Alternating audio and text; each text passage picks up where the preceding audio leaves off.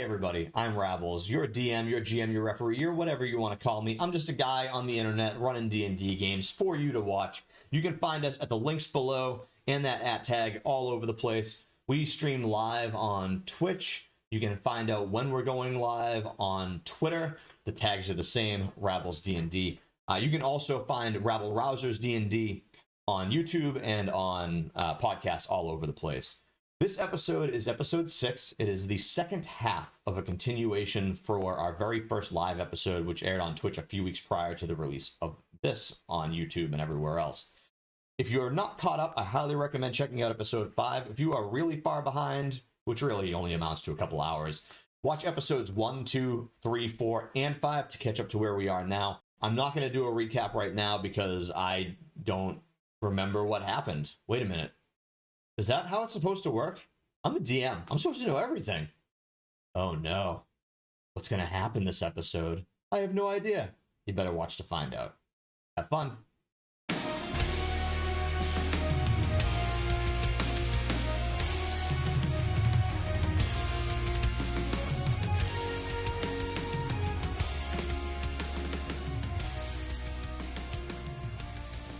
Oh, okay. And then I send a firebolt into the sky. A single firebolt. Okay.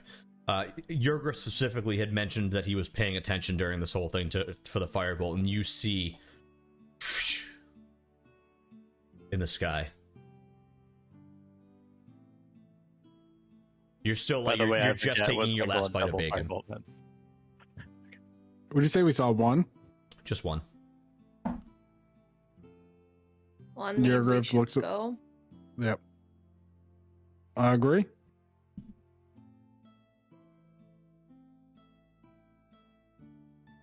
And you guys head down that way? Yeah, Yurgriff says goodbye to Alcatraz or whatever his name was, and Altiz the Fox. Altiz. I was close. Yeah, like no, real Alcatraz. close, man. Altiz the Fox. I closed Heads the off thing, towards so I the can't house. tell you what that spelled like, but... Alright, you got everyone's going with, I assume? You could choose to ignore me. Good. I take whatever's on my plate that I didn't finish, and I just walk out with the plate, so I could bring it to Fignacious. Okay. You're right, we're gonna be best friends.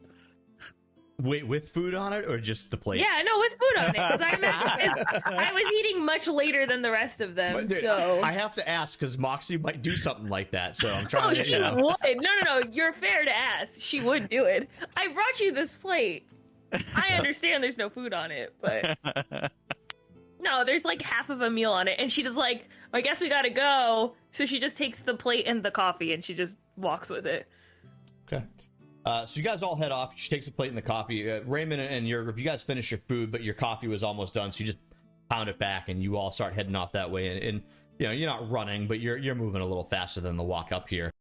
And you eventually get down that way, and you go up to the house, and the door's locked, and you untie it and you open it, and you yell for Figgy, and you hear his response outside the window on the left side.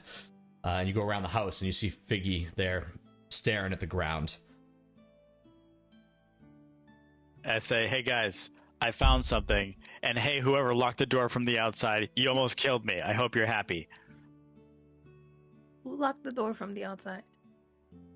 Who locked the door from the outside? Who? Come on. Wow. Wow. What is this, 1998? Is it worse for you that both of us did it, or? No, I thought it was great. Don't take I'm that just as so a bad happy thing. that I people thought it are was scooping great. what I'm pooping, you know?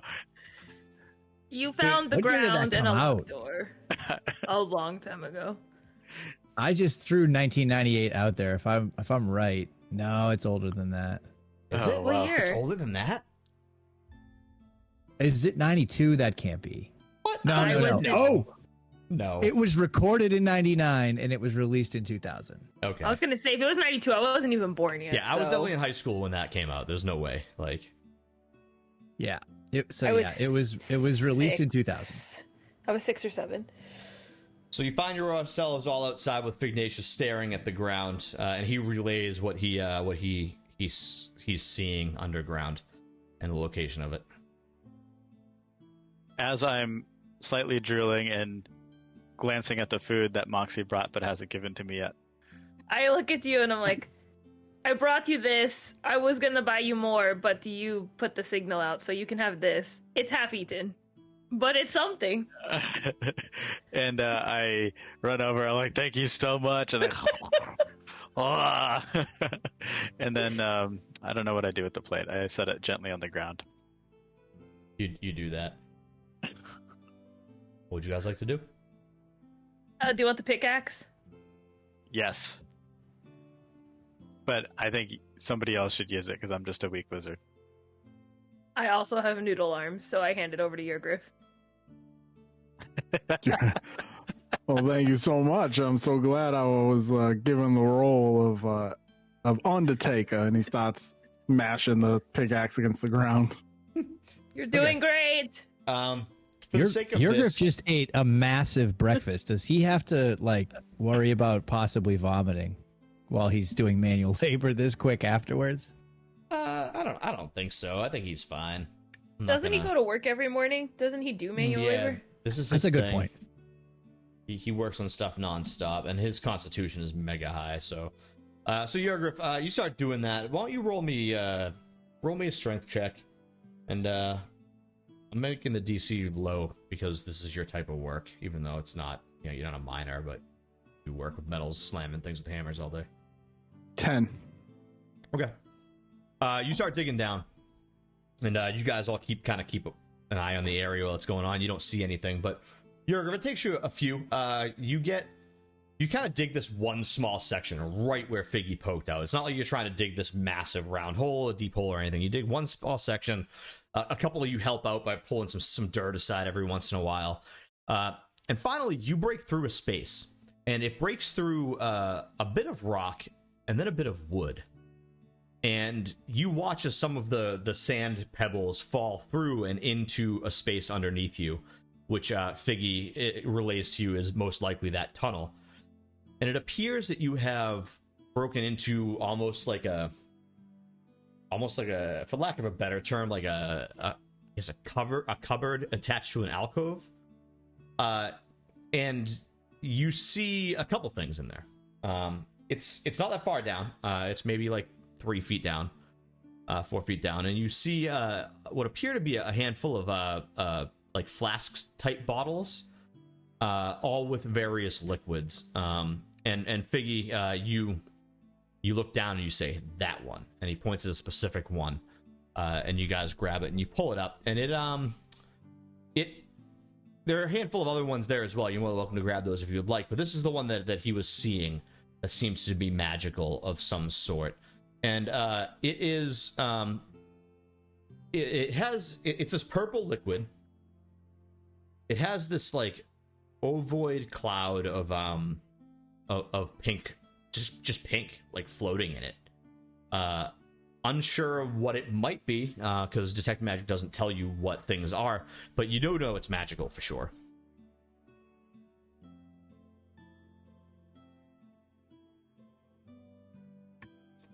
Okay. It's very pretty. That's all I had to say. Yurgriff gives it to Figgy. I don't trust these here magics. You can hold on to this one. Take it. I take it and I slip it into my sheet pocket. You do that. I just tried to make a note and it closed, so there it is. I want to make sure I write down what I just gave you, because it would suck to forget about this, because I forget about things too often, because there's way too much to remember when playing these games. Before I slip it into my sheet pocket, I would like to try and see if I can divine what's inside this bottle, especially if there's a label on it. So you have you have two options. Okay. So typically with potions, you can, especially magic potions, you can do one of two things. You can dip the tip of your finger in it, and you can taste it, and you can see what the hell happens. Or you which can is what I really want to do. cast Identify, which I don't think you have at this level. I don't have it. Okay, let's roll the dice. I'm going to. I think there may be a scrap of food left on the plate, and I'm going to take it. I'm going to dip it, and I'm going to eat it. Okay. First things first, I would like you to make a wisdom saving throw for me, please. I think the fact that I tasted it should mean that I didn't. I'm not very wise, but let's see. Wisdom. Yeah, don't worry about it. Just make your roll. It's all 11. Good. 11. Okay. Roll a d6 and divide it by 2. Oh no, there's math involved. That's never good. Yeah. I could do it, but if it's easier, I'll just do it. I got it. You got it? Okay. I like making you guys roll the stuff. d6 divided by 2 is 2. Okay. So I rolled a 4. Moxie, what are you thinking about right now? What is Moxie thinking about right this very second while this is all going down? That the liquid is really pink and she's trying to think what it could possibly do. Maybe it can dye her hair. Maybe she's just thinking about all the things associated with the color pink and this liquid. Okay. Figgy, you your thoughts go cloudy for just a split second, and then the cloud fades, and you can hear Moxie's voice in your head, and it's her saying, "No, that's horrible. Maybe I'll dye my hair pink with it. Maybe it's poison. Maybe Figgy will just die. No, that'd be bad. I kind of like him. He's all right. I brought him food and everything, and then all of a sudden it's just gone. It's gone. You don't hear anything anymore. And make a intelligence check with advantage, because you're a wizard and you have proficiency in intelligence. Yeah. Let's see. With advantage is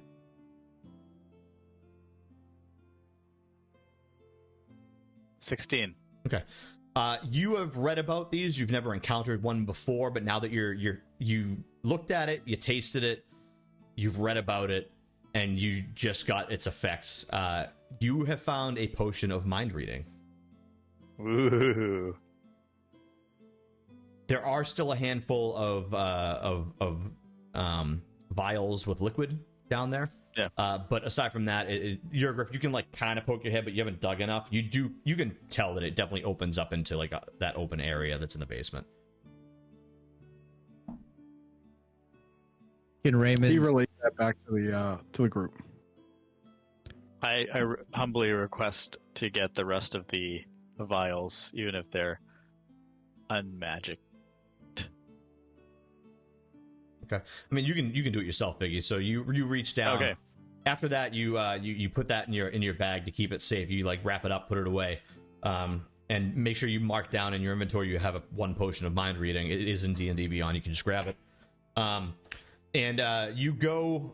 You just kind of like hold my legs and you jump down and you grab the things and you pull out a couple. The first one you grab onto shatters as you grab it and just spills this liquid out on the ground. Like it probably get hit by a rock or something. But you pull out two, and you look at them, and they are this relatively clear liquid, but they have this kind of redness to them. And Figgy, you took a half-made one of these the other day and made a healing cheese out of it. These are 2 potions of healing. Oh, cool, nice. You've happened upon a hidden cache attached to a very, very old place. Nice. Can I turn them back into cheese? If you want to, I mean, they are fully functioning potions of healing. So, I mean, if you get some downtime and you wanted to cheesify those potions of healing, totally cool with me. But otherwise, you can just drink them as is. Thank you very much. And I asked the group if anybody would like to carry a potion of healing with them. Yeah, why not? And I clumsily toss it over to Yurgriff. Okay. Make a dexterity. Dexterity check, Fignacious. Make a acrobatics check to see how your throw is, because you just said clumsily. You shouldn't say words like that to a DM.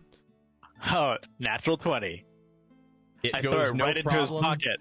Yurgriff's not even ready for it, but the way that you throw it, he just like Yurgriff just kind of goes, oh shit, and then just goes right in his pocket, no problem.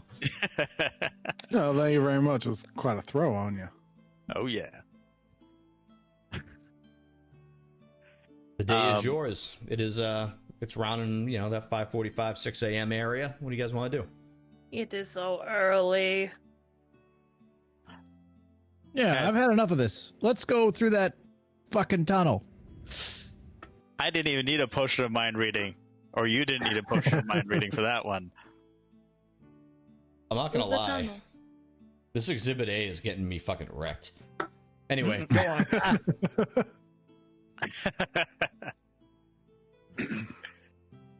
I guess we're going in the tunnel. We're done waiting. It's too early in the morning for this shit. Out of Figgy and Raymond, who's manning, if you're at all manning a torch, or your other torch that you had saved and put out? My mage hand will carry one. Oh, good idea. Is it going ahead of everybody or behind, or what are you doing with it? Yes, sir. At least I 10 feet ahead. Okay. Can help you because I have mage hand too, so we could do one in the front and one in the back. Nice. So, can I have the marching order? Who's in front? Who's in the middle? Who's behind? I would guess. Yeah, I would guess Yurgriff is in the front since he is the one that doesn't have to, like, crawl or even like duck down really. Yeah, so if he had to draw a sword, I guess it would be him, right? That would make sense. Raymond will go 2, even though he's probably, I don't know if he's the tallest, but he's certainly going to be too tall for the tunnel. He'll go 2 just to, I don't know. I think I'm the second beefiest individual, so beef. Are you trying to say I'm not beefy? All right, so Moxie and Figgy, who's taking up the third in the rear? I'll take up the rear. Okay. Then I will go. If that's okay. Yes. And I'll point backwards with my firebolt pew pew hands. Okay. That's how I do my firebolt. That's it. Pew pew hands. Okay. So you guys start to traverse this space, and a mage hand is cast for the front and the back. Both of them are carrying torches, and you start to traverse, and you get maybe 10 or 15 feet in, and Yurgriff, you come up to this spot where there was clearly a door here once, and the door is destroyed. Whatever was in its way was destroyed, probably by pickaxe. And as you pass by that, you step into a very small room. And looking back, it appears that space that you had gone through was just a collapsed hallway that somebody had dug out. And you're in this very small room. There are 2 doors in the room. One heading off in the same direction you were already heading, kind of generally in the direction of the temple, and the other one heading off in kind of a north or more northern direction. And to the right, there's some sunlight coming in, and there is a shelf there that has been damaged by time and damaged by the dirt that Yurgriff dug out, and a smashed bottle on the ground. This space is it's not very big. Any furniture or anything that was in it before has long since rotted. You can see the remnants of chairs and a table in there. There's both moss and mold grown in the room. But aside from that, the other 2 doors look pretty well intact. They aren't made of wood. They're clearly made of some sort of metal, or at least reinforced by metal.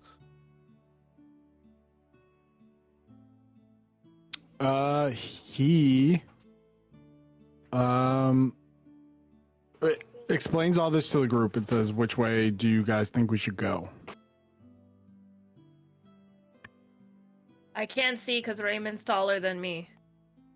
So I don't care. Raymond moves out of the way. That doesn't help. I don't. Whatever. Pick one. Eeny, meeny, miny, that one. Raymond kind of zoned out during the description, so he's gonna walk up and just make a blind fucking roll and use his survival skills to determine which way smells the worst, actually. Everyone always defaults to Lord of the Rings. And I'm going to just know that as you're moving forward, my mage hand is in front, and it's kind of wafting. I assume it's wafting General Gao's tofu smells back at you. So your mage hands can be wherever you want them to. You guys are in a room that you can all fit in semi comfortably. It's right. It's like a 10 by 10. It's not, Oh, I want to many take ways? a beer with his nose, though.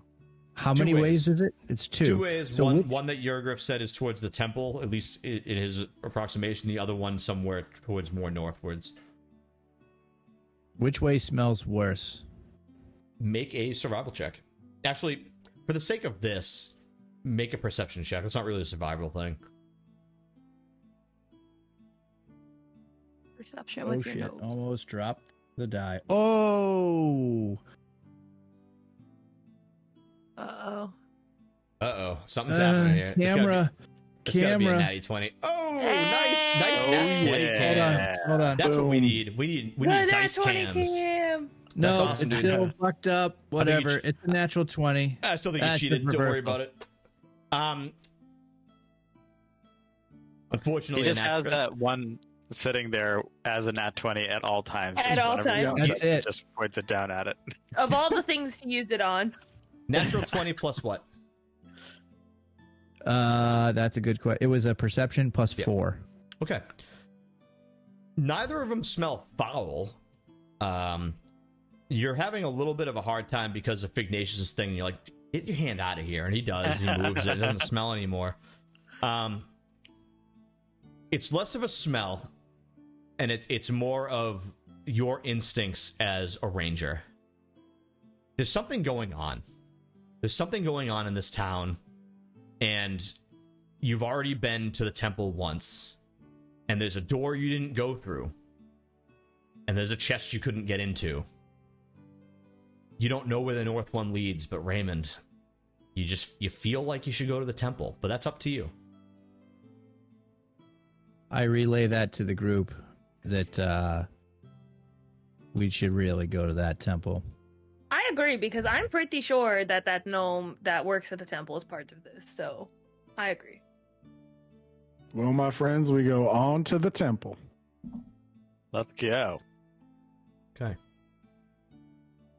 You follow through, and as you open this door, it's a similar size hallway. It's a little bit bigger. It's a little less rotted over by time, so there's a little more space. You don't necessarily have to single file, but you're not shoulder to shoulder either. And you head down for a little ways, and finally you get to an area with rubble. And now you smell a stench, Marty. I mean, fucking Marty, Raymond. Now now as you're getting closer, and I'll let that roll I'll let that roll carry on. Now you smell a stench. You smelled this very recently. It was in a hallway with a massive pile of dead bodies and a bunch of hands that attacked you. And you smell it, but there's rubble ahead of you, and it doesn't seem like there's any easy way to pass. That said, Yurgriff has been in front. Yurgriff, you can see fine. Everything looks fine, torchlight or no. You do see peaks behind it. Like, there are ways through this, but the rubble would have to be moved or removed somehow.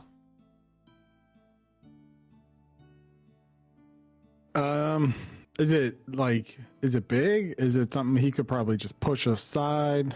You could attempt to, if you would like to, you can attempt an athletics check to just push through it. Nothing seems like big boulders or anything like that.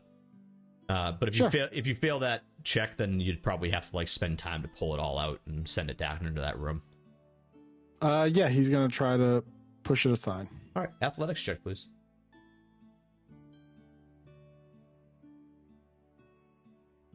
That is also my wasted nat 20, and that's a what'd you say, athletics? 24. 24. Okay.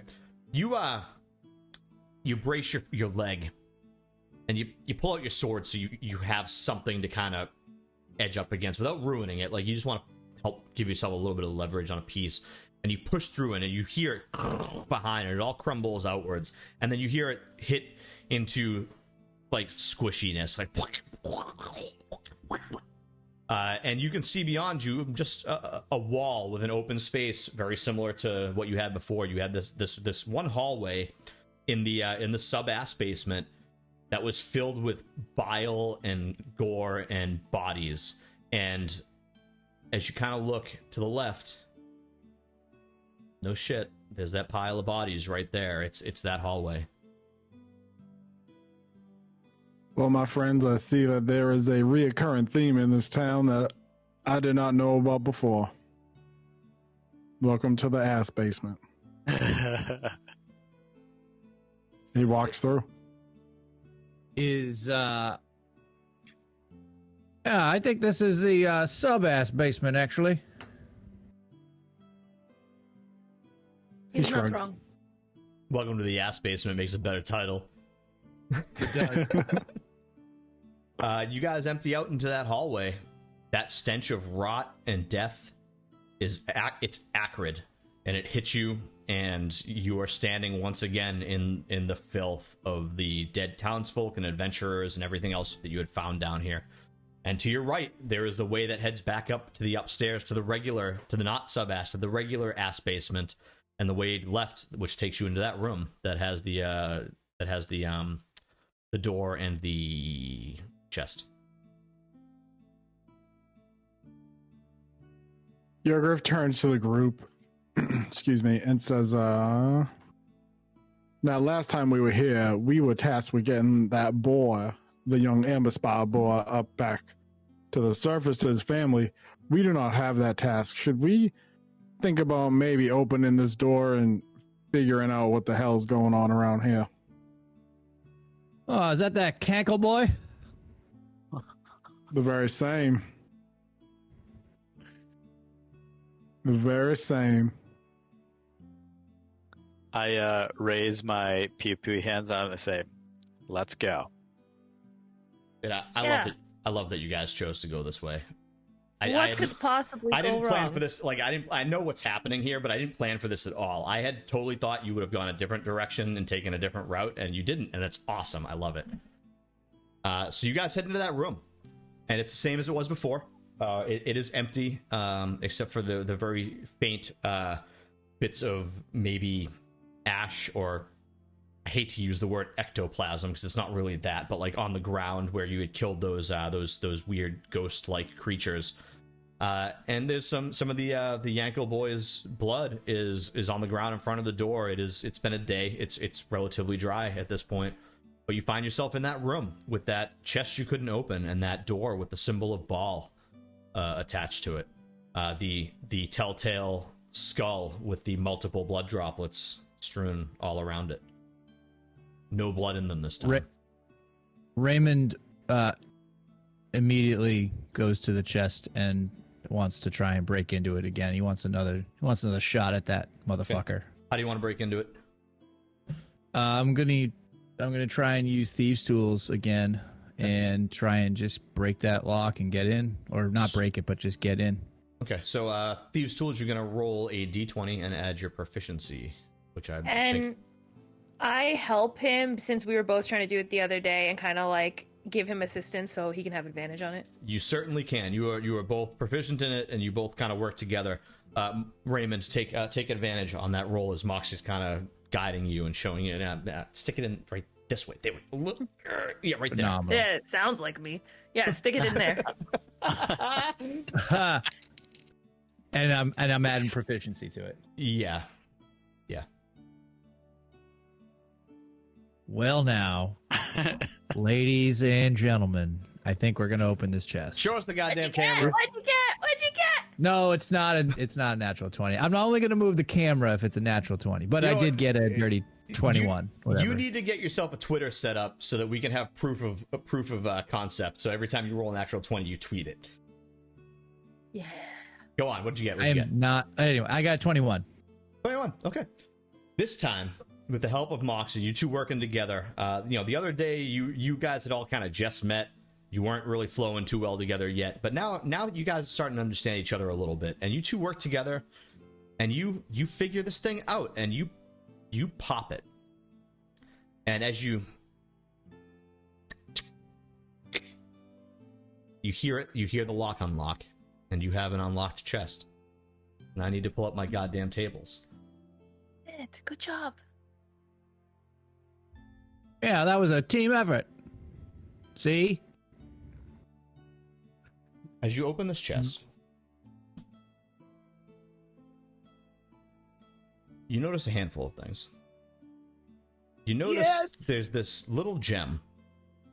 There's this little gem in the back. And the other day, Fignacious had tried to use his firebolt on the door.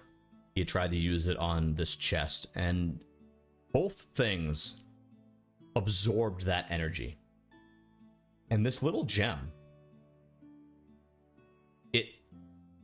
it glows incredibly bright, of the color of fire, of the hottest fire, of white fire. But you can see the little flickers of the blue in the background. He's not the first one to have done this. Other people have tried to use magic on this chest, and it appears that maybe that gem has contained a lot of that. And you see that. That's the very first thing you see, because it's lighting up the chest. It's lighting up the room. You don't need your torches at this point. Like, you're able to kind of like put those aside to save them so they don't burn out. And you look in and you see a handful of things. There's some weird stuff that doesn't make any sense, and then there's some stuff that's a little more normal.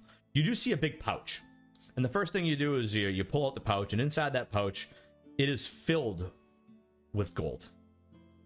At least 250 gold by your initial estimate, just looking at it. There's another pouch with silver in it, same amount. And there's another pouch with copper, same amount. They're all the same size. They're all the same size coins. You assume it's all about 250 of each. So you guys can mark that down however you see fit. Then you see some other things. There's this little block of some unknown metallic material. It's maybe 2 square or 4 square inches, maybe. And it weighs almost nothing. It is write down that you have a 1 ounce block made from an unknown metallic material, and you guys can sort that out another time. There is. I'm taking note of all this, guys, just for whatever. Yeah, I'm typing as we go. Continue, Steve. There is an insignia rank. It is of something you're not entirely sure. But when you look at it, there are 3 symbols, and one of them you recognize instantly because you've seen it a number of times down in this basement, sub-ass basement, and ass basement. One of the little things, and it's small, it's like a brooch kind of size, and one of them is the symbol of Baal. But there are 2 others that are a little tarnished. You're not entirely sure what they are. It would take a little bit of time to clean it up and make it look good. So we'll get back to that. There is a handful of dead scarabs in here, which is a little odd. Everyone make a nature check or a history check, depending on if you're... if you can choose which one you want, but if you are proficient, please choose the one you're proficient in. What are the 2 again? Nature and history. Nature and history. Thank you. Same. I got a 14 in history. Okay. 19 in we'll go nature. Okay. Ditto. 19 nature. I got nat 20 plus 3 in nature. Okay. Dirty. Everyone did pretty well. And you all get a sense that, obviously these are very large beetles. This is a little weird. Each of you in your own right start to think in your own heads of what these are, but Fignacious is the one that belts it out and says, put those down. Those are scarabs. They can come back to life, and they can... It's not good. It's not good. And Figgy, you know that these are scarabs. Beetles don't grow this big unless they're scarabs, and scarabs don't really die. They are carnivorous. They burrow themselves into the bodies of their victims, and once they're in there, there's no getting them out. And you want to have nothing to do with those. And what are they? They're just scattered, or are they contained in something? No, they're scattered. There's a bunch of them in the bottom of it. Some of them are like, arms up with their arms, they're the beetle arms curled over. Some of them are standing upright, but they look like they're inert, essentially. But they're only inside the chest. Just inside the chest, yeah. Overall, there's probably about a dozen of them. Take the other stuff out and lock the chest back. Thinking the same thing. Is there anything else we can put them in? Because we can use our mage hands to pop them into something else. I want to keep one. Do you have like a jar? You're a wizard, right? Do you have like Oh, you make like cheese and stuff. You don't have like an alchemy thing. You can like stick one in. But it's all at home. Oh, right. You're in sheets right now. I wish I knew what I have my a giant shovel. D100 Ooh, I have a was. tinderbox. I have a giant D100 that's about that round. I wish I had that. I like rolling that better than rolling the 2D20. The two dice. 2D10s. I love that. That was specifically. I think that die was specifically purchased for Marty. It was, yeah, for your other character. It's a great, ridiculous die. Who? Yeah. Who? That'll be the long running joke. Who? Dude, one day I'm gonna call you Eslag, and you're gonna be like, who? Oh, Eslag. Soon, buddy. We'll get that game going, guys. I'll get that going soon. So are you pulling everything out and leaving the scarabs in there? I think for now, until we find something, if Fignacious wants to take one. Yeah, I'd love to I look say inside. I say we take everything out, lock the chest back up, and we can always come back for the scarabs. But I will also say that if we do that, I would recommend we unlock it and then use mage hands to open this chest. We didn't know these were in here. Now that we know, they might be awake next time we were to open them. For a quick point of order, Figgy, because of what you rolled, something I should mention is that you know from your studies, everyone else knew a lot of the information you kind of spouted out and blurted out, but this is very specific to you. You know that they're magical creatures. Okay? I just want to make sure I reiterated that because I didn't think about it at the first run through. On that note, if you're taking everything out, are you also going to try and take out that gem that appears to have a lot of magic powered into it? I'm gonna tear a piece of my tunic off, or like my whatever. Tear a piece of cloth and try and touch it with a piece of cloth and take it out. Okay. Can we just pick up the chest and leave with it, or is it too heavy? You tried that before, and the chest was somehow attached to its space. You couldn't get it to leave. Mm-hmm. So you pull out a few things. You pull out something that is well known to at least the magic casters, that is known as a drift globe. They are not mega rare. They're still made. Most magical items and things of that nature, the powers and the knowledge to make those things are gone. They were lost either in the spell plague or shortly after that, and just through the ages. A lot of that's very hard to come by. If you find magic items, it's usually pretty expensive. But drift globes, they're different. They're a different type of magic. It's a little easier to make them. So you've seen or heard of these before. There is a drift globe in there for sure. There is this bag. It has nothing in it, and it is not super big. It looks almost like a fanny pack, and it has a face on it. In fact, it does look like a fanny pack, and it has a face on it, and a little dangly piece of I don't know, like frilly stuff coming off of it. So there's that. There was one potion. It's in a small vial. You think that looking at it, it's probably a potion of healing as well. And then there's something specific that catches everyone's eye, because it's very different than the rest of everything that's in there. There is this wand. It is clearly this little gnarled stick that looks like it has almost hand grips to it. I don't know why doing this makes me imagine wand hand grips, but it does. And you don't know what it is or if it actually is magical or not, but it looks like that. It looks like something a wizard might use, or maybe even a warlock or a sorcerer may use for their focus to some degree. But whether it's magical or not, you'll have to sort out later. But you're able to pull all those things out. And in terms of that gem, it appears that it's stuck to the thing. You can't, you can touch it with that wrap, your cloth, but you can't just grab it and pull it out. So what would you like to do about that gem?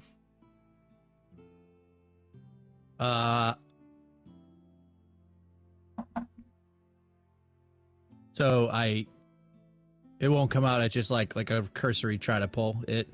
No, it okay, does not.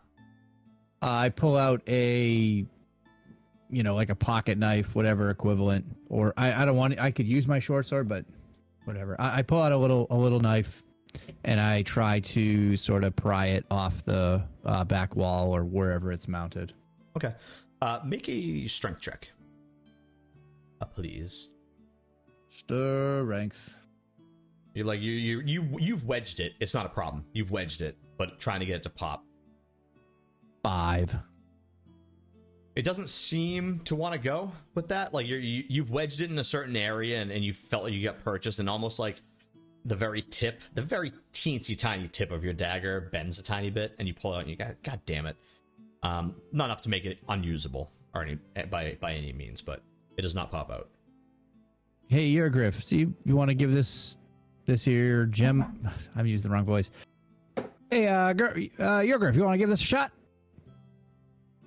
I mean, I've already dug myself some holes and done all that stuff. I might as well just keep being the strong dwarf of the group. You know what I'm saying? Well, you're the only dwarf of the group, so yeah. Fair point. And he grabs. What did you use? Like a dirk?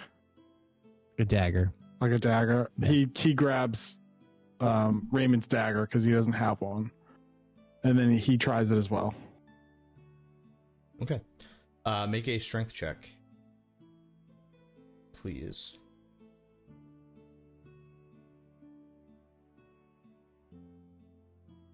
A 20. Okay. You pop it. You're able to get it in the right spot, and you pop it out. It doesn't do anything when it pops out, but it does still have that ridiculously bright glimmer to it, the burning white and blue kind of flame look to the inside. And as you pull it out and you pull it away from the chest, make a perception check, please, Yurgriff.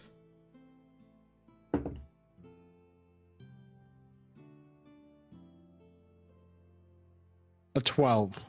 Okay. You're looking at it, and you pull it out, and you pull it away, and you're like, God damn, this is bright, and you kind of pull it aside. And as you pull it aside, as you kind of step away from the chest, you could swear. You swear. It hasn't... one of the legs on one of those fucking things just moved. What do you guys do? Who sees that? Yeah, just Yurgriff. Mm-hmm. Slams the chest lid shut. Chest lid gets slammed shut real quickly. You guys all see this go down as he's like palming this thing in his hand, and it slams and bounces open and closes back down again. And now that that's happened, you all start to hear it clicking and clacking and chittering inside this chest. What are you guys doing? I hate that. Lock it. How do we put it back? Now, I don't know if one of y'all's got like a magic locking device, but we need to get this thing taken care of really quick, because if not, these bugs are going to come out. And from what our friend Fignacious has said, they are going to destroy us. Can I try to lock it with my tools? You can. In the pressure of this, I don't think that helping out will really work out too much. It's just you dive in and you go after it. So make a thieves tools check. So D20 plus proficiency. And I think for the sake of this, all 4 of you will get one thing to attempt, and we'll go from there. Or I have to roll real initiative. That perception check potentially saved you. That's an 8. Okay. Moxie, you see Raymond fitzing with this thing. He can't get it to lock again. He's starting to freak out. Keep your hand still. Keep your hand still. You see the sweat pouring down. What do you want to do, Moxie? I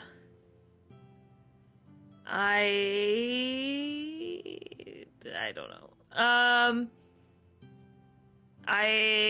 Can I try to also help him? Can I try to lock it now if I'm watching him, knowing what he's not doing? You certainly can. Make your check. Okay. Sorry, team. 21 plus what? 2? Yeah. 23. 23. Okay. You get down and you just push Raymond out of the way. You start using his thieves' tools that are already in the hole. And Sorry. You're just muttering sorry, and you just go.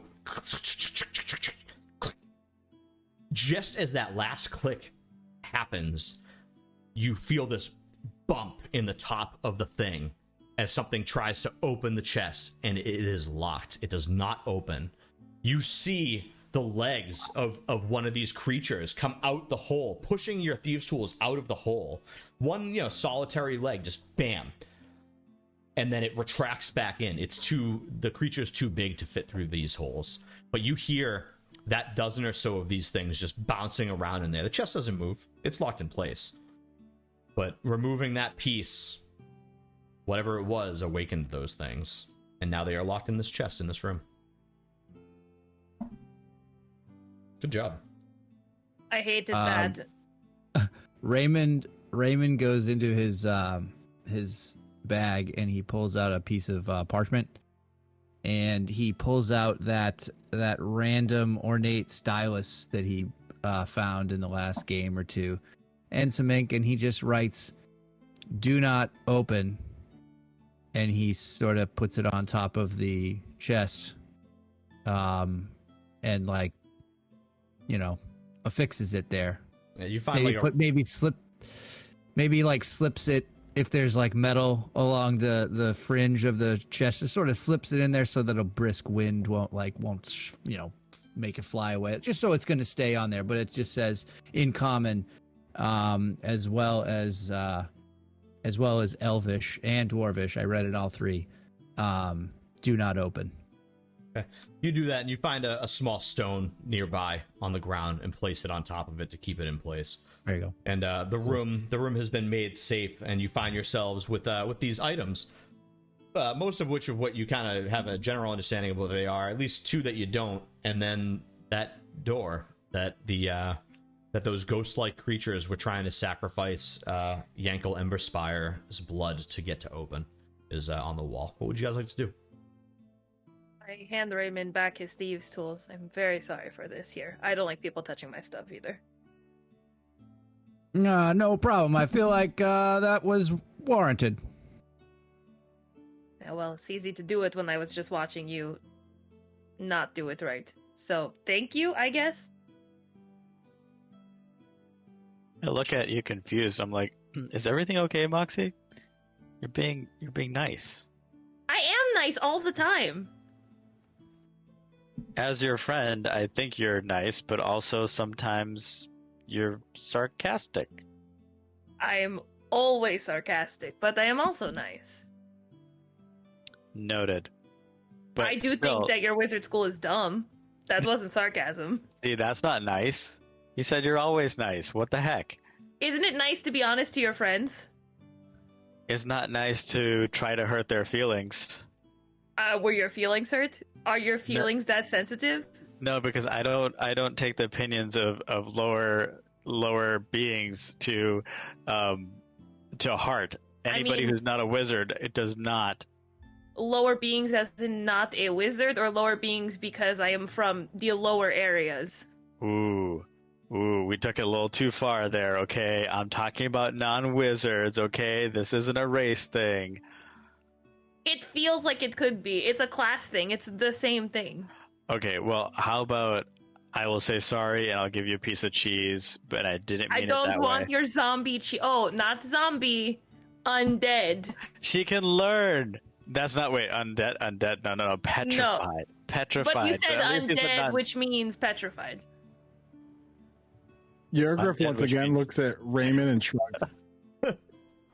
Raymond also looks at Yurgriff, and we basically do it simultaneously because we. And then I mind link. I mind link with you and do my 100 shrug barrage. You do your 100 shrug barrage over at him, and Marty's shoulders hurt even though he wasn't doing it just because of the thought. God damn it. Raymond's shoulders hurt just because of the thought of it. And just after that's done, your mind link ends. Your hour is up on your mind link. Oh, right.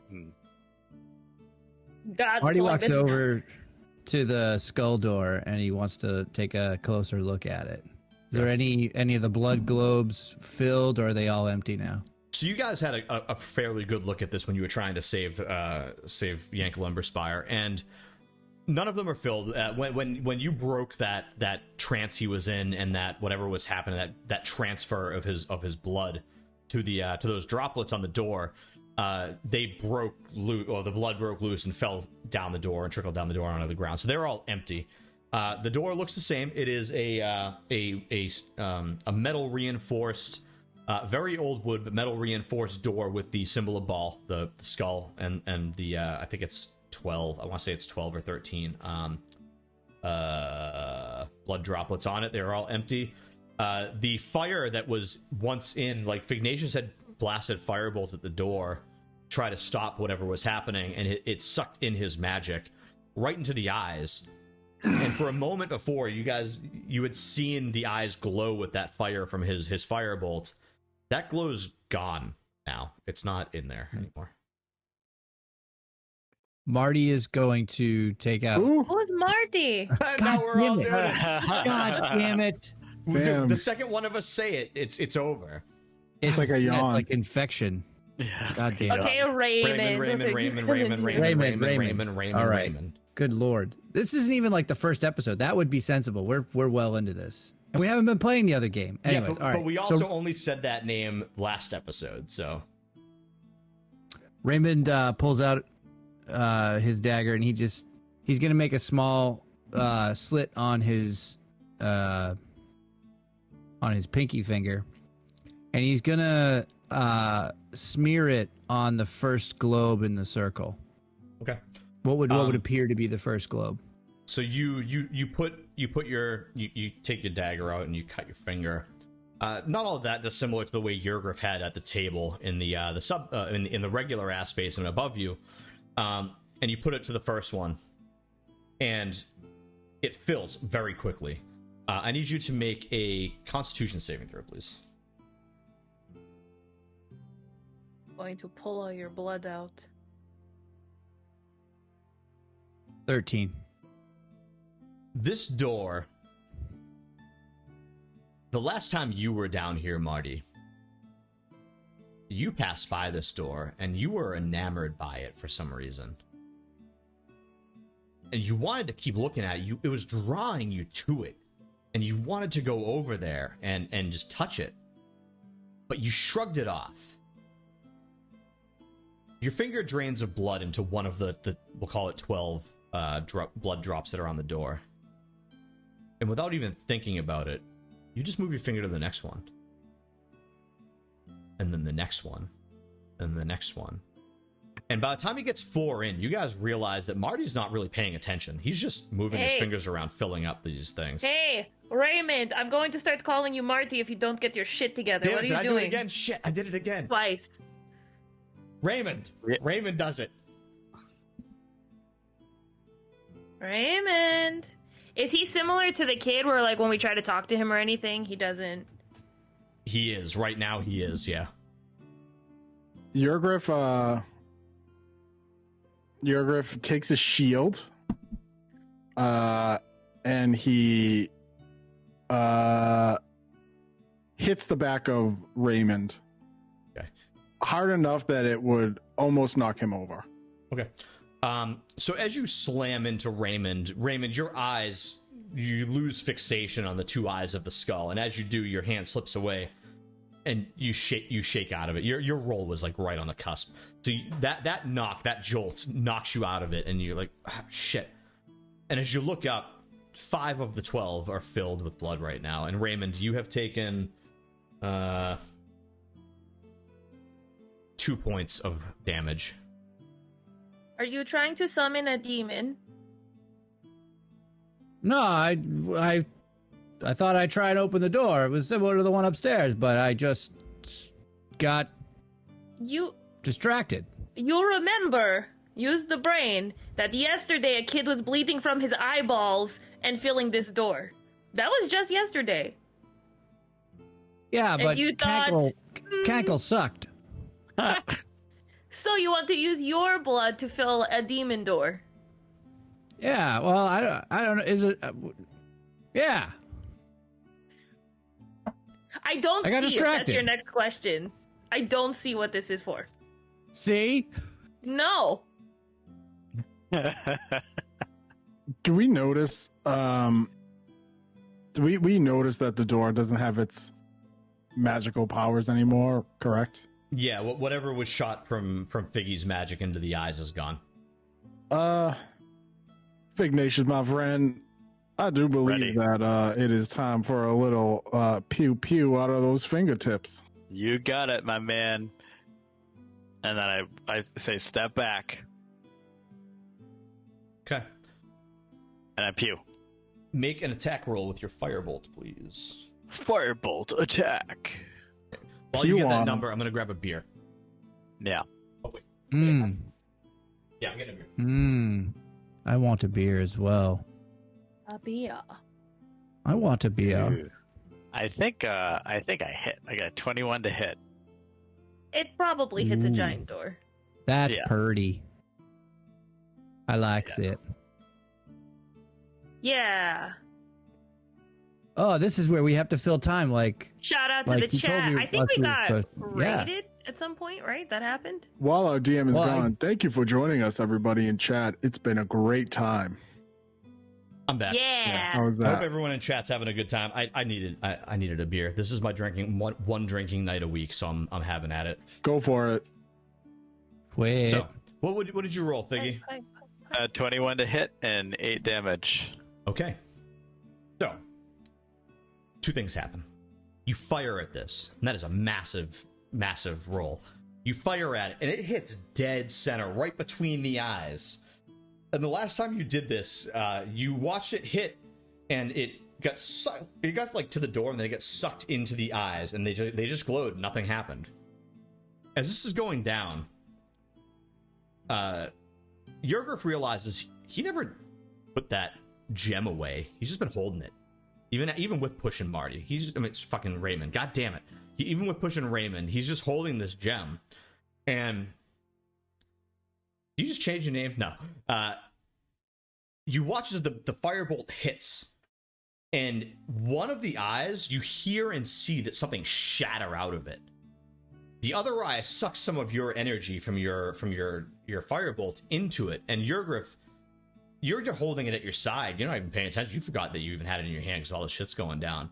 It flashes bright, and as you look at it, you can see a little mote of fire, the same color as what Fignacious just shot at that door, is now inside there, merging with the rest of the fiery white and blue that's inside that little gem that you have. Oh, cool. Need another one? I mean, it can't hurt. So I say go for it. There's another eye in there that I need to pop out, and I pew again. Okay, roll an attack roll. Attack roll.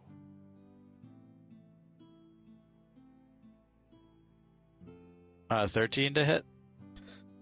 It smashes into that and gets sucked in, and Yurgriff's been holding it now. He sees what's happening. It's just the whole bit of energy that you just shot into that Fignacious is literally in Yurgriff's hands, or plus everything else that's in his hands. Yurgriff, take a minute there, my friend. Let me see what I can do with this. And he goes and takes the gem and puts it up to the eyeball, the non-broken eyeball, and just kind of places it, like puts it in his palm and places it on top of it. You you push it up to the eye socket, and you watch. Like, you're looking at as this is happening. You watch as that other like gem type thing that's in the eye socket, the non-broken one. It's almost as if it turns malleable instantly. Kind of the same way that somebody blowing glass is like, merging and like melding out this piece of glass, and it merges into the one that you have, and it attaches to it and becomes part of it.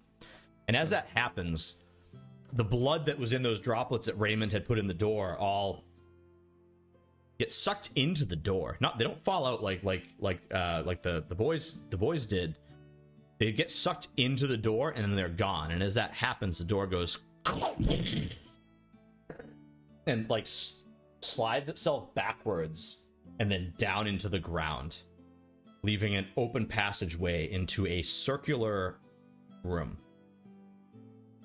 It is incredibly dark. There is no light in there whatsoever. The gem that you're still holding up in the air as this goes down lights the room up, and you can see anyway, but it otherwise is a pitch black room. You did it. Marty, god damn it, Raymond Add it up. reaches into his bag and pulls out the drift globe, taps it to turn it on, and pushes it ahead of him and sends it into the room and steps forward. Okay. If that's going to be what happens, then I am going to put us on a map. Oh shit, let's go. Oh yeah. It is game on. Give me one moment while I situate things over here. I have way too many friggin' windows open, and some of them are hiding from me. +1 Marty. Right. Add it up. We're about How many are we 6 at? Martys tonight. We're at 6. Yeah. Ooh, six. that'll be the thing. Whenever we play, I'll set it up once I fix my bots. It will We've be already determined this. exclamation Marty plus, and you just keep adding Yep. how many times we see Marty. Yeah. All right. That is going to be this place. You're probably not going to see things right off. Actually, you know what? Before I do that, let me make sure I added you guys in. And I can ping you guys because there's so much friggin' space in this place. It's not even funny. All right, so we're going to be there. Oh shit. I'm holding around buttons and it's getting angry with my face. Okay. So, Hey, this I'll is add where you we guys. fill some time. Oh. this place. Did and you then I will know? refocus us to the location. What Oh is a fun shit. fact? You all, I'm assuming you all see the circular room that you are in. We see a Yes. dark room. Well, so everyone's gonna see it differently because it's a Yeah, light. I It's a can see lighting it for piece. mine. Yeah. Mm. So Figgy and Raymond, like you guys are gonna have to use that drift globe you got, or you're gonna have to use the torch. In which case, just drag the torch into the room. It's the same distance as a drift globe, I believe. So we'll just say yes, it is. Can- And let's move us Can to you map throw view. a drift globe onto? You guys should be able to just grab that torch. What did we name him? We gave the torch a name. We did? Oh Yeah. yeah. Remember? Torchy McBurney butt. Yeah. Torch McBurney. Butt. Yes. Yeah, he should be in your I- character sheet. He's under section. players. You can just drag him. Yeah. Can I drag that onto the playing? You should be able to. Does If it not doesn't let me. work, let me know. I'll drag it in, but it should be fine. It will not let me. So, the door opens into a circular area which is cobbled with cracked granite, upon which sprawl the bodies of 4 goblins, all desiccated and mummy-like. One corpse stands with its back against the western wall, the spear that killed it skewering it and holding it upright through its jaw, its gullet. Holding it upright, just kind of like slumped over onto the thing, still holding the spear with its 2 hands. 3 wooden doors lead from the area. One you just walked in through. The other 2 are in the left wall towards the north and towards the south. There's a hollow. It appears to be that this is a hollow tower of loose masonry that reaches 30 feet into the air. But the intervening floors and stairs are long since gone.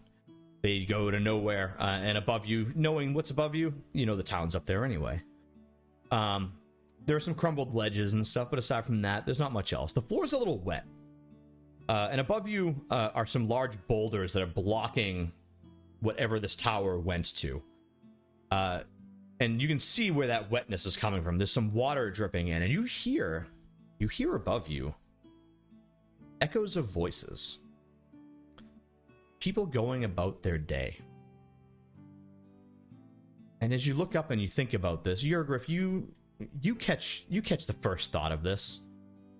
There's been this well in town for ages.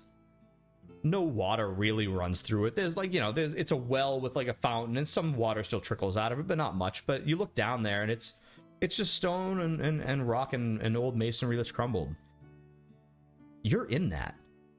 You're looking up towards the top of that. Straight up Goonies style. Like, no joke. Straight up Goonies style.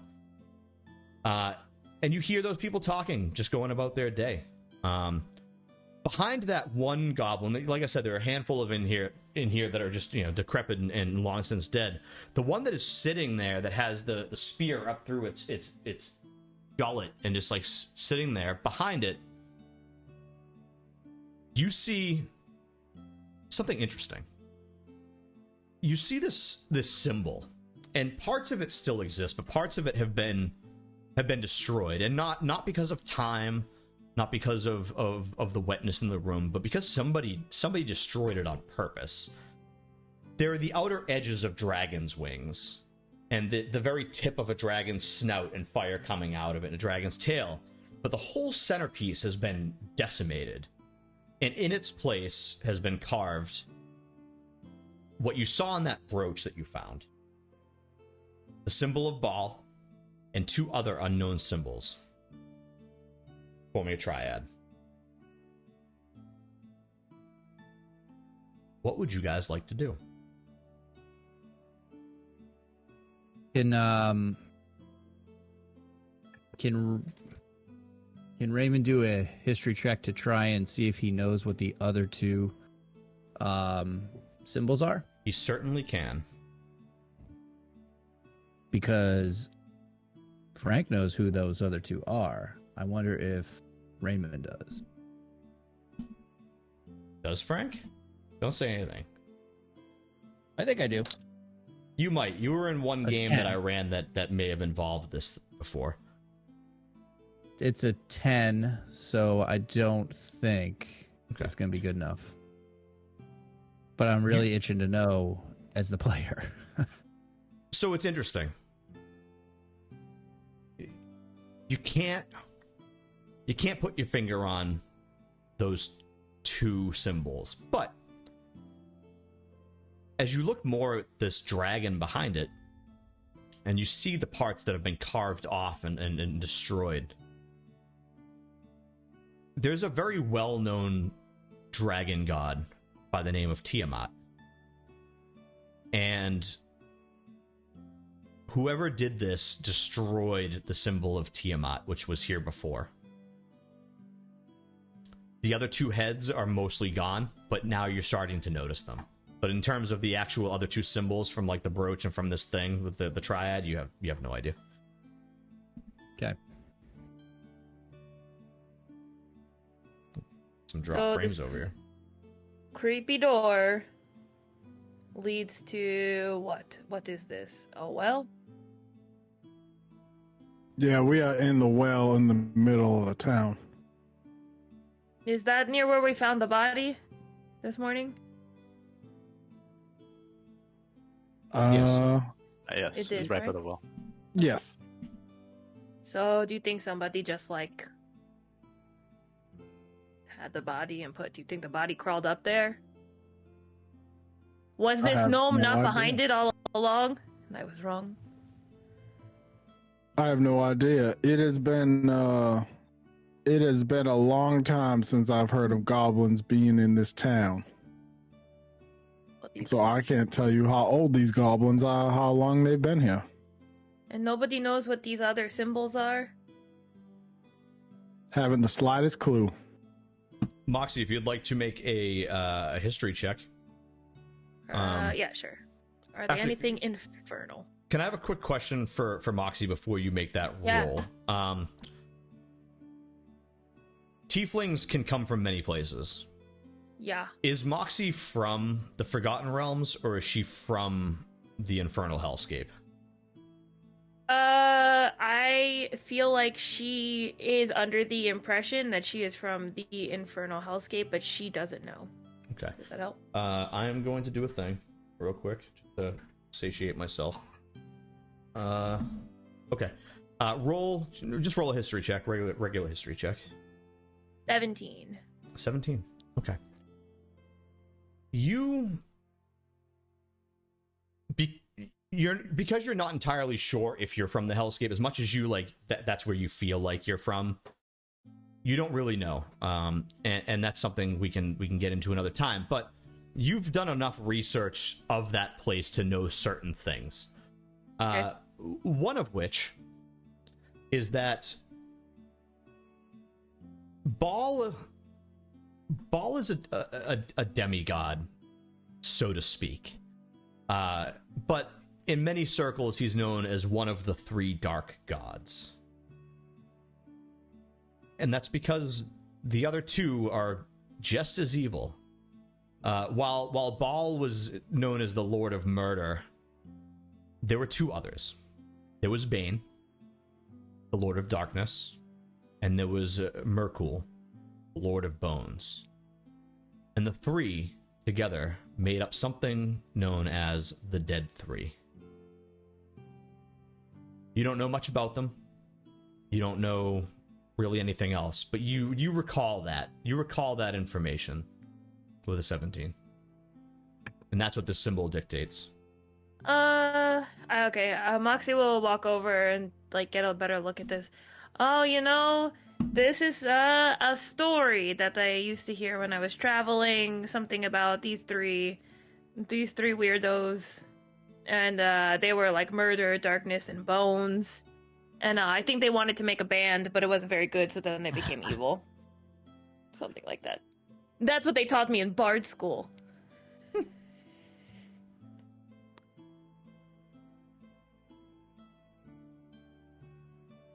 So now we're dealing with murder, darkness, and death? Bones specifically. But yes. I don't know where that falls in the petrified versus whatever argument. Well, that's absolutely terrifying, and I think my day has been ruined. I think that you should be concerned that your town has all this creepy shit in it and you haven't known. I mean, I'm absolutely concerned, especially if the cracked anvil gets swallowed up by one of these darkness or death or bone people. Personally, I think Bane sounds pretty cool because it's a cooler name than like Baal or Merkle, but you know, if we're choosing sides, hopefully it's darkness that comes and gets you. Well, great. I'm just kidding. No one's going to come and take you. But anyway, that's what I got. I don't know much, but that's a place to start. Do you have like a library or something here? Do you guys do that in these rural towns? Can you look things up here? No. The people of Oakshire are not the smartest, let's say, lumberjacks in the woods. I'm not even sure these people can read. It's probably why they chose here, because nobody's going to ask questions. You got that right, my friend. Fignacious! Yes. You're supposed to be very smart. I know, but it's just maybe I need to think about this a little bit. Can you ponder on these things? I shall ponder on these things, but nothing is coming to mind right away. Raymond, do you feel like you've been all over the place? Do you know these people? Raymond does not. Is there? Why are you speaking in the third person? Is your head okay? Oh, Raymond does not. Figgy, you know what you know from the first time you did a history check on this. You do know what Baal was. You're the one that kind of gave that information to a lot of the group, but these other ones, you've never heard of them. Yeah, I was gonna just say if I didn't know if it would have come up in my like wizard training or something like that. No, I think for you specifically, the reason when you had rolled before I had given you Baal's information is because there's some magic stuff that has to do with that will come to play later. But yeah, I'm nodding and smiling because of something you said that Moxie also picked up on. What did I say? Something. Okay, sure. He's got lots of information on balls now. Hashtag ass basement. Hashtag balls. Hashtag I'm very mature. We all are. That's why we're here. Okay, so you have a door to your north, a door to the south, and 4 goblin bodies in the room. What would you like to do? Does it look like the goblin? Actually, I guess the way you described it already answers the question, but I'm going to ask anyway. Does it look like the spear was shot at him, or does it look like he was placed upon it? Okay. For this specifically, please make an investigation check. Just in general, while you're rolling that, as you're looking over the body, you can tell that they've definitely been looted at some point in time. Rats have gnawed the shit out of the bodies. They've been here for a very long time. A 3? 3. It's unclear. Most of its face is mostly sunken in and kind of gone at this point, so there's no like expression on its face to really understand. There is one thing that you notice is that he's also holding in his hand a piece of stone, and on that piece of stone is something written in a language that I don't believe you understand. No, you do not understand.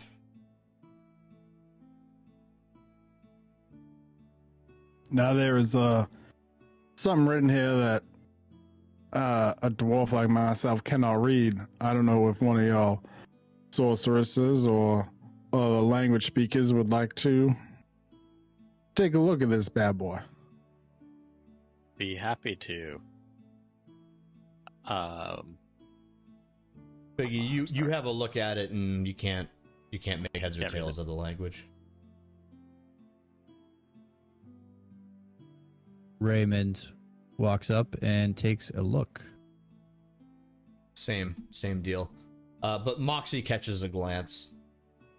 And Moxie, it's written in Infernal. It says the language of my people. It says the word. I also speak Infernal. Do you? Oh, I thought I just looked at yours and you didn't. Sorry, Raymond. That's all right. So either way, you both noticed that it reads in Infernal the word a charlatan. Unclear what that means, but it says that word, a charlatan. I don't know what this means.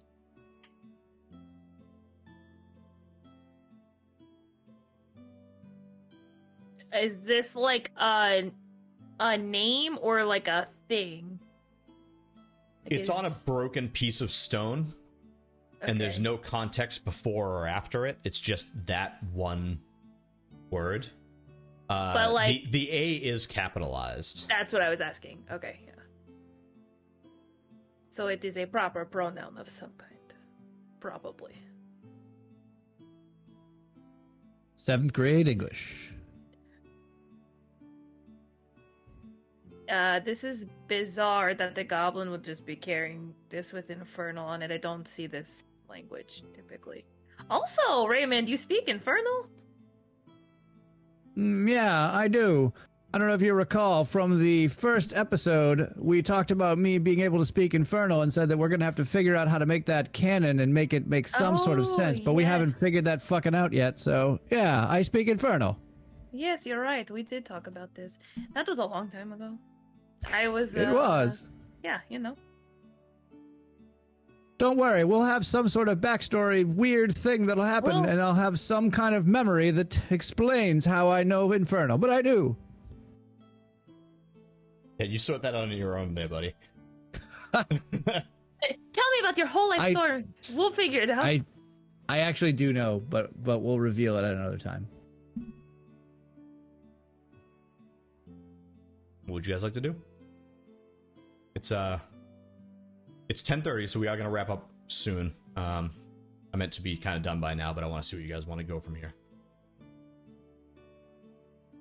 Does Yurgriff have a sense of where each door would lead us underneath in the town? At this point, it is unclear because of the way that you had come in. Actually, it is a little clear. You think that by the way that you came in and thinking about the ass basement and the sub-ass basement, that either of these doors are probably leading away from town into the forests. Most likely northeast. All right. Now I can't really be 100% sure, but it seems based on where we have come in and where this well is that either one of these doors are going to lead us away from town into the woods. So we can either turn back and we can try and do some homework on this bones and darkness and murder, or we continue on looking for a gnomish friend that you, Moxie, are so I don't trust him. so vigorously trying to find. Well, it's up to you guys. We've come all this way. We can keep going. Eventually, I imagine, can't we just climb up into the town? Because that's kind of what it feels like. It's kind of what it feels like. Yeah, I Also- think if we come back through, if we go into the woods and come back through these tunnels, yes, we We could come climb down it. through the well. Yep. I say press on. We can't do much research because you don't have a library. They are just simple folk. All right, we will press on, friends. Which way? To the north or to the south? 2 doors. I vote north. The map's a little the way that they cut North. the map. is a I little see off now, yeah. There and there. North. North. Okay. All right. As you open that door, and it is a wooden door. It's actually in okay shape, considering how wet this room is. The bottom's a little rotted out, but more or less it's fine. And you head in to that space, and what you find is a hallway. And just like the room that you're in now, it's pretty well ventilated. There are cracks all over the place in the walls that you can kind of notice. And you know that the town's not too far above you, and that there's a lot of ruins in the woods and everything. So air is probably likely not a problem down here. It smells relatively clean, but a bit musty, maybe a little molded over. But you open up into this small space, and I don't think you're stopped from walking through there. Maybe you are. Here, I'm gonna open. I think I can do that. Trying to remember all the things. You guys can move your players right into that space there. You find your way into this hallway with 3 doors. There's one to the north, there's one continuing the direction you're in, and there's another one to the south. All of them appear to be closed. There's no light in this hallway. Figgy and Raymond, what are you doing for light? Are you back in the torch mode, or are you using that new drift globe that you got your hands on? Globe. And I've got my torch as a backup. All right, and did you guys throw a torch on map so you guys can actually see? I can't figure out how to do it. Pull one. Yeah, I'll throw one on there for you so you guys can move it. It should be available to everybody to grab. Torchy McTorchy butt. Archie Archie McBurney butt. Yeah, Torchy McBurney butt. I'm actually gonna turn his token name on because I don't know what happened. Torchy McBurney butt. I spelled it different this time. Like Bernie Sanders. Sure. So yeah, you guys should be able to move that around as you see fit. But keep in mind, whoever is carrying it, that's one less hand that you have. Light, I think for the sake of our campaign, I think it makes sense if you're using a torch. Actually, we're using the globe now, so it doesn't matter. It just floats, and you don't have to touch it.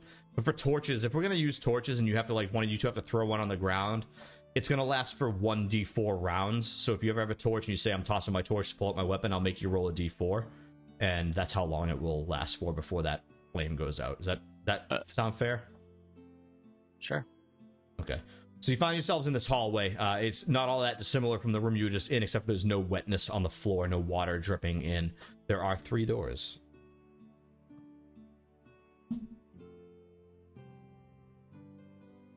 Do we listen at the doors and see if we hear any movement on any of them? Did we just burst them open, kick them down? We could have those mage hands of yours maybe open some doors as we stay far away from them. We could do that. Well, I guess I could do that since yours is holding a torch. Thank you. Okay. Let's open the one to the right first. North. To the which way? The north / right. All right. So it opens up, and as it opens, it doesn't even creak. It opens very silently. As you kind of edge closer and peer in, it appears to be a ruined chamber. There's a bunch of like litter and rocky debris in there, but there's really nothing else of note in that space. Then we'll do the one across the hallway. Okay. You open that one, and initially appears empty, but then you have to kind of get a little closer, and nothing comes out of it either. But you look in, and there's a stone relief in there that's it's like a stone relief carved door that seals the chamber, and it opens pretty easily considering you're using a mage hand to push it. And inside, there's this thing that looks like a statue of a dragon-like fish just swimming, like, you know, kind of uplifted from the ground. As you look around, this room's a little different than what you were in before. This is like very nicely hewn stone. It is, it's well kept. The area is very clean. It's also warmer than all the other rooms that you have been in so far. It's not very big. It's only 10 by 10. I keep forgetting that I can kill these doors for you. And there are rusted pipes in this room coming out of a wall and leading into a keg on the floor. That keg is what that fish sits atop of, that stone kind of swimming fish.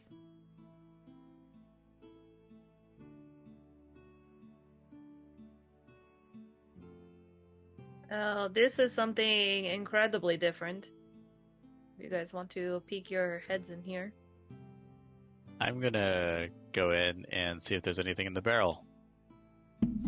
So, this keg is wide, and it's metallic. There doesn't appear to be any easy way to open it. There is, however, a very small bung on the top of the keg. If you would like to open it, you're more than welcome to try. Very small what? Bung. Now, is there a hole underneath that bung? There is not.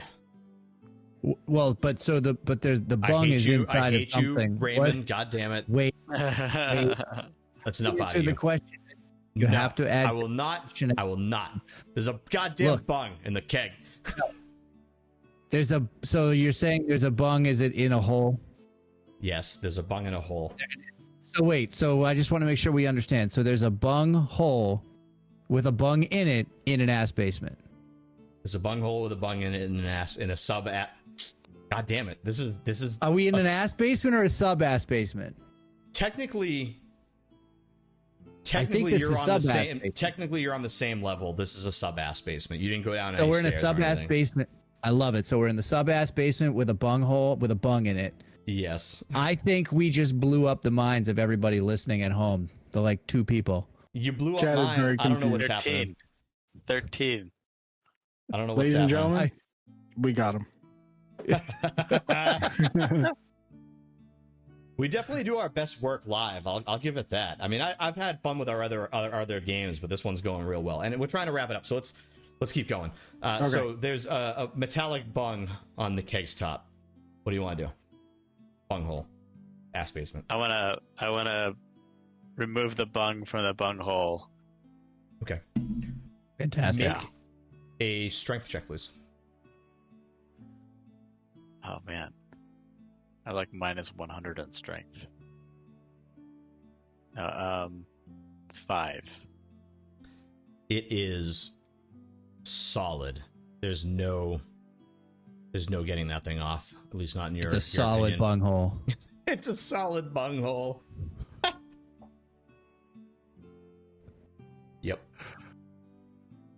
Anybody else want to help me out here? Put maybe crowbar, chop it off. Oh, push the bung in instead of trying to pop it out. Whoa. I don't know if I can go that far. I don't know. I could. Ooh. Oh man, this is gonna go wrong real fast. It's taking such restraint. Oh my god, you have no idea. Let it fly, man. Whatever. Nope. Let's move on. All right. Figgy, what are you doing? You couldn't get this thing open. What's everyone doing? I'm asking somebody for help. You got the muscles right there. It's Yurgriff. Yurgriff takes out his crowbar and tries to bung the hole. Yurgriff, as you put your crowbar to it, you notice something. It appears that somebody has... There's no other word for this that I know to explain it, but I don't think it exists in this world, so I'm just going to say it. It appears that somebody has welded this bung hole shut. Okay. Marty, Raymond, you got anything? Add one to No? Marty. No? Okay, go on. You don't think it's going to work with your crowbar? Well, we know what welding is, right? I mean, I guess. I mean, that's like mega hot stuff. So, like, you would know how to do something like this. I just can't think of a word for it. It's, smelting. It's been smelted shut. Thank you, Moxie. I'm going to say this while laughing. Well, my friends, it seems someone has smelted this bunghole shut. And we are not going to be able to pop it open and get at its delicious innards. So we may want to move on, my friends. I can't handle it. This is ridiculous. I never thought someone would say that there'd be delicious innards in a bunghole before, but hey, here we are. Oh no, I think I'm broken. I think you guys broke me. We killed the DM. I do have to interject. Somebody in the chat on the Twitch stream said, "Has anybody tried lubricating the bunghole?" And I nearly died when I read it. That Gatling Games, that's fucking awesome. Oh, Rona, that's awesome. Nice Rona, job. you fucking gem. Nice job. That's so good. This one's to you. So we're in this room. We're in this room with a smelted. I think we gotta give up on this. A smelted bunghole. What do you guys want to do? Why don't we keep it moving? It is clear that we are stuck in this bunghole and we need to keep moving on. I think we should come back for this. I'm gonna go open the other door. Okay.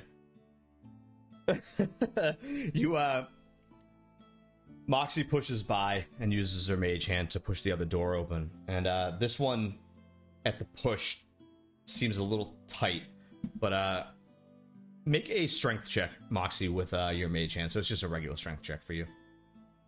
Actually, I think the way you can do that is you can roll a d20 and add your magic modifier. It doesn't matter. Okay. It's a 4. So even with my magic modifier, it's like 10. The mage hand is having trouble. It does move a little bit, and you can see that it like some of the stone moves a little bit, but you might need to go do this one on your own. Okay, time for the big guns. I'll go check if the door is locked.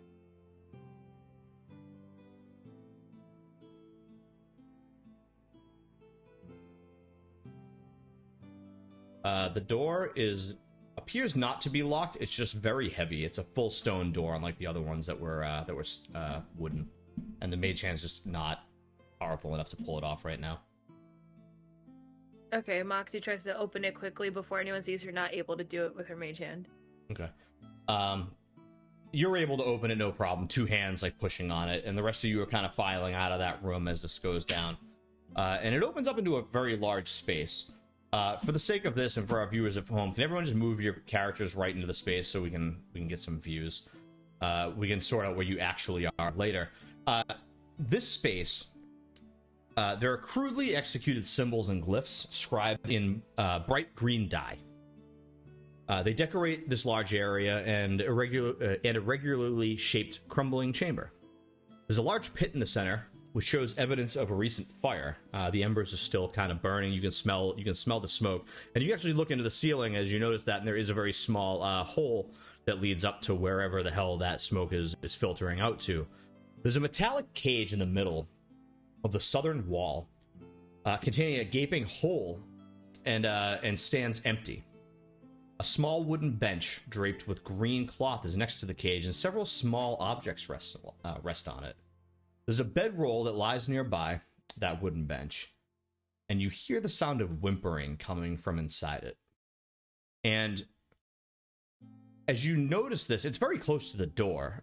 You see this you can see this like huddled mass kind of like shaking underneath this bedroll, but you catch the arm of it as it kind of slips out a little bit, as it's just this sound of whimpering, and you see this lizard-like humanoid arm with a hand with claws attached to it. No vocals coming out, just this whimpering. And as you look upon it, you survey the rest of the room, you do see that there are a handful of there's a hallway, there's a handful of other doors. They're all closed. They're all those heavier stone doors. And as you approach this area where this creature is, you see it just back up towards the wall. The second anyone walks through that door and gets even remotely close to it, it backs up towards the wall under its thing and continues to hide. And it just says, Meepo won't hurt you. Please, Meepo, leave me be. And you can see that it is clearly freaked out. And as you guys walk into this room and try to assess what the fuck is going on in here, this empty cage, this creature hiding under a thing and freaking out over the fact of you being here, I think that's an anticlimactic way for us to call the episode. I know it's not what I want to do, but it's late. It's late. Some of us have to work in the morning, so there's things going on. And that was long, dude. We've been recording for 4 hours. 4 hours. Holy crap. That was awesome. Dude, great job, everybody. Oh.